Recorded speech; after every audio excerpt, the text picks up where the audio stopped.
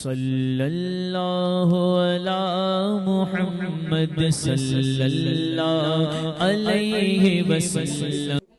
مہینہ کس کی طرف منسوب ہے؟ مہینے میں کیا ہوتا ہے؟ آپ کو یہ پتا ہے کہ نیاز کے حوالے سے مسئلہ کیا ہے؟ ہمارے یہاں یہ مشہور ہے نیاز پہ ہمارے یہاں کیا مشہور ہے؟ نیاز کو لوٹ کے کھاؤ، ایسا نہیں۔ دیکھو نیاز گرے پر ایک کو نیاز جو دعوت والی ہوتی ہے اور ایک وہ جو عام ہوتی ہے، جیسے اپنے پیر چکر سے عام تھی۔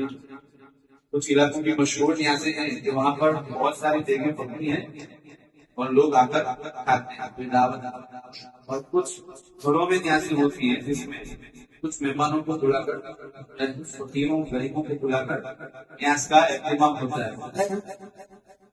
اب اس میں بھی اس بات کا خیال رکھیں جیسے عام دنوں میں بغیر دعوت کے کسی کے یہاں کھانے نہیں جا سکتے، اسی طریقے سے نیاز میں بھی جو نیاز عام ہو اس میں تو جا سکتے ہیں، لیکن جو نیاز دعوت والی ہو وہاں بغیر دعوت کے نہیں جا سکتے ہیں۔ بھلے نیاز، بلکہ نیاز کے ہمارے تو شادی بیاہ کا بھی موقع ہوتا ہے تو پہلے فاتحہ دیتے ہیں، اس میں کوئی آتا ہے بغیر دعوت کے؟ اس میں اسی طریقے سے وہ نیاز جو دعوت والی ہوتی ہے اس میں بغیر دعوت کے نہیں جانا ہے۔ اسی طریقے سے شادی بیاہ میں بھی کسی کے گھر ایک آدمی کی دعوت ہوتی ہے تو ایک ہی آدمی جا سکتا ہے، دو نہیں۔ اگر دوسرا کوئی جائے گا تو کیا ہوگا؟ چور بن کر جائے گا اور ڈاکو بن کر واپس آئے گا۔ بات سمجھ آ رہی ہے؟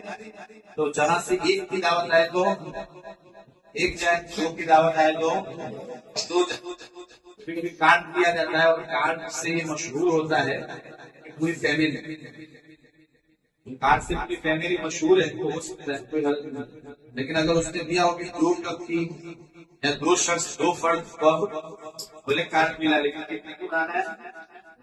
یعنی جو دعوت والی ہے وہاں پر دعوت کے بغیر جا نہیں سکتے، اور جو عام ہے وہاں پر کوئی بھی جا سکتا ہے اور آ سکتا ہے۔ اسی طرح شادی میں بھی اسی طریقے سے عام دعوتوں میں بھی تو بغیر دعوت کے کسی کے یہاں کھانے کے لیے نہیں جانا چاہیے۔ بس ہماری نا، اور جب دعوت کھانے کے لیے جائے تو پھر اس کا حق بھی ادا کریں، مثلا بسم اللہ پڑھ کر کھائیں، ذکر کرتے ہوئے کھائیں، دین کی باتیں کرتے ہوئے کھائیں۔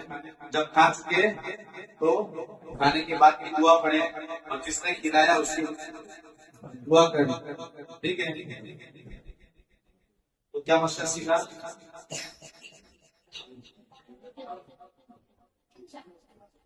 بغیر دعوت کے کسی کے یہاں کھانا نہیں چاہیے۔ کبھی کبھی عادت ہوتی ہے نا، والد صاحب جاتے ہیں دعوت میں تو ہم روتے ہوئے ان کے ساتھ ہو جاتے ہیں نا کہ ہمارے